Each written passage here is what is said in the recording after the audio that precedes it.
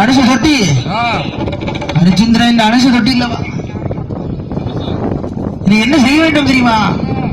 நீ மாண்டூரிக்கு தொழில் உனக்கு லாய்க்கப்பட இது காசிமாமணி பட்டணமும்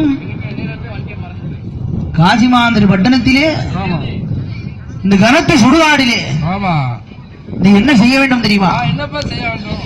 வருகின்ற பிணத்தை எல்லாம் அழகான பிணத்திற்கு வேண்டிய காக்காசு பணம், அந்த வாய்க்கரிசி பணம், கொள்ளி துண்டையெல்லாம் வாங்கி கொண்டு வந்து நீ மையானத்தில் சுட முனையாரிக்க வேண்டும்.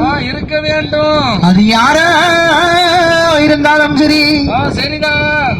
அந்த வாய்க்கரிசி இருக்கு, நீ பொங்கி சாப்பிட்டுக்க, அதை நீ பொங்கி சாப்பிட்டுக்க. அந்த கொள்ளி துண்டு கொள்ளிக்கால் பணம் எஜமானுக்கு வந்து சேர வேண்டும் என்பதா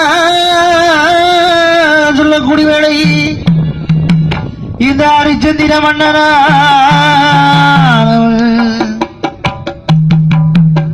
மன்னரை போல் இருந்தவன் தான் காசி திருநகரிலே